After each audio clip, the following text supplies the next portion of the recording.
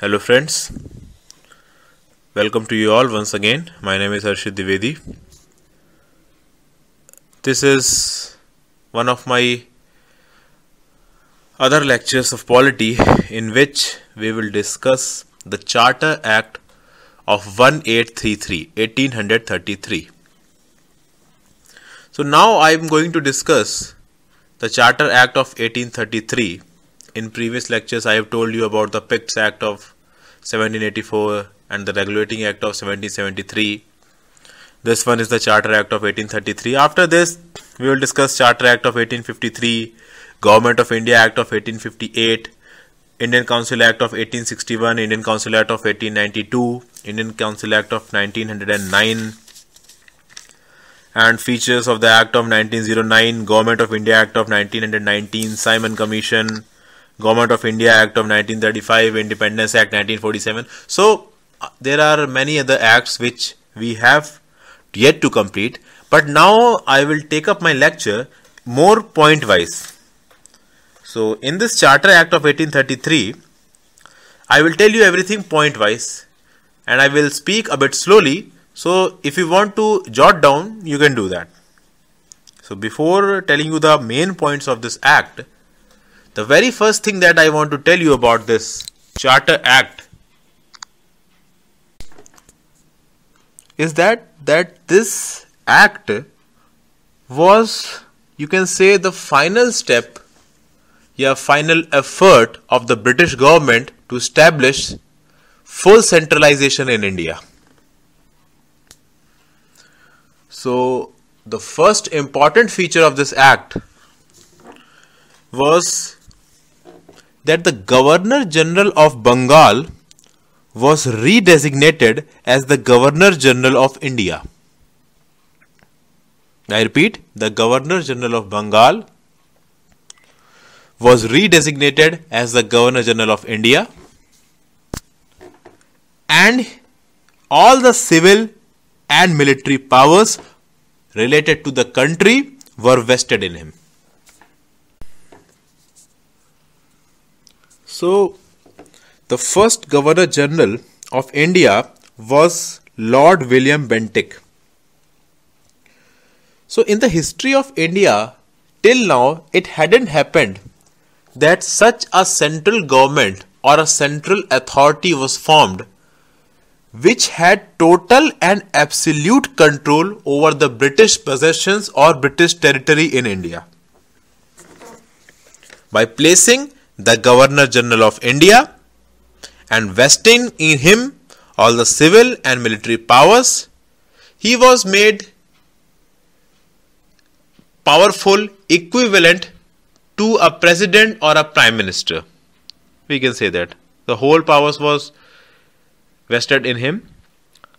So this was the culmination, or we can say the final effort of total centralization to be established in India by the British government.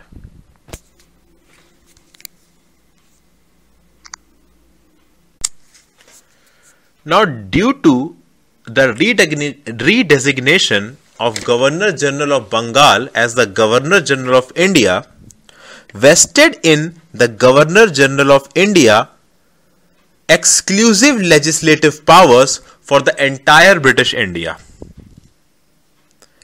And as a consequence of this, the Governor of Bombay Presidency and the Governor of Madras Presidency, their legislative powers were being taken away.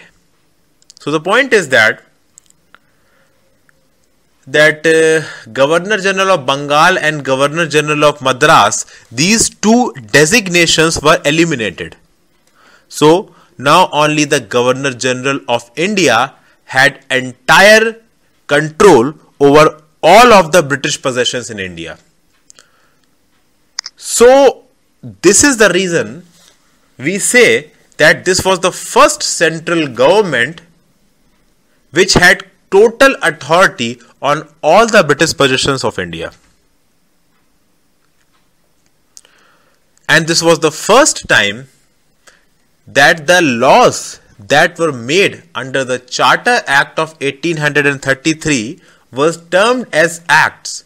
However, the laws that were passed and made in the previous Regulating Act and in the Pitt's India Act and other small acts, they were termed as regulations.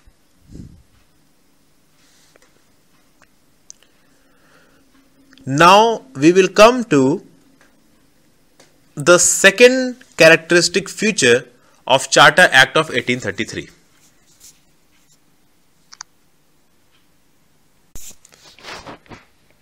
So the second most important characteristic of the Charter Act of 1833 was that the commercial function power of the East India Company was snatched away from it. It meant that the activities of the East India Company as a commercial body in India was finished, and East India Company was totally converted into an administrative body. It was not a commercial body now, it was an administrative body. And it was provided that the company's territories in India or the British possessions in India were held by the East India Company in trust for His Majesty, his heirs and successors. Indirectly, we can say that this meant that the officials of the East India Company or the Court of Directors will govern and will administer the day-to-day functions of the political affairs and other affairs, but they will do it keeping in confidence His Majesty, his heirs and successors.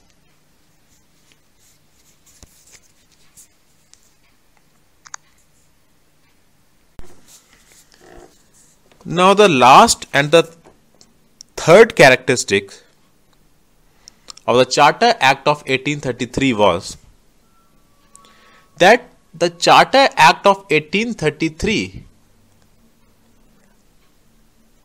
tried to introduce a system of open competition,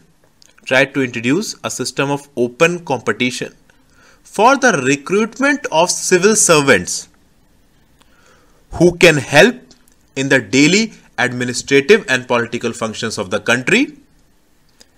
And this act also stated that Indians should not be stopped from appearing in that competition or holding any department, any office, any employment under the company.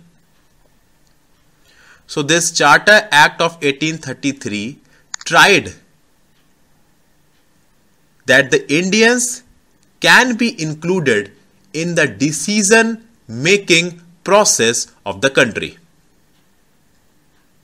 However, this attempt was not successful, as it was totally negated from the opposition of the Court of Directors.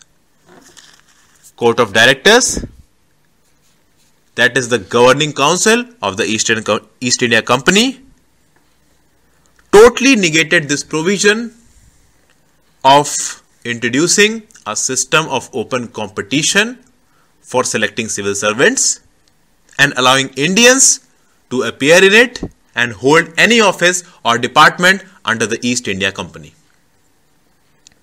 So these three acts were the main provisions that were covered under the Charter Act of 1833. In short, I will repeat them again. Charter Act of 1833 changed the designation of Governor General of Bengal to Governor General of India, and he was vested with all civil and military powers. The legislative powers of the governors of Madras and Bombay presidencies were being snatched away from them. And Lord William Bentinck was the first Governor General of India. The second characteristic feature was that East India Company, according to the Pitt's India Act of 1784, was a purely commercial body. Now it was not a commercial body but an administrative body.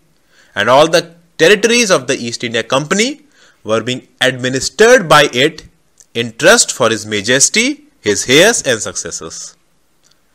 And the final Charter Act of 1833 tried to introduce an open competition system for recruitment of civil servants, and it also stated that Indians should be allowed to give or appear in this competition, and they should not be stopped from holding any office, place or employment under the services of the East India Company. However, this provision was not implemented as it was vehemently opposed by the Court of Directors, that was the governing council of the East India Company. So friends, with this we finish all the provisions of Charter Act of 1833. In my next lecture, I will cover provisions covered in the Charter Act of 1853. So, thank you friends. My name is Harshit Dwivedi. We will meet in the next lecture.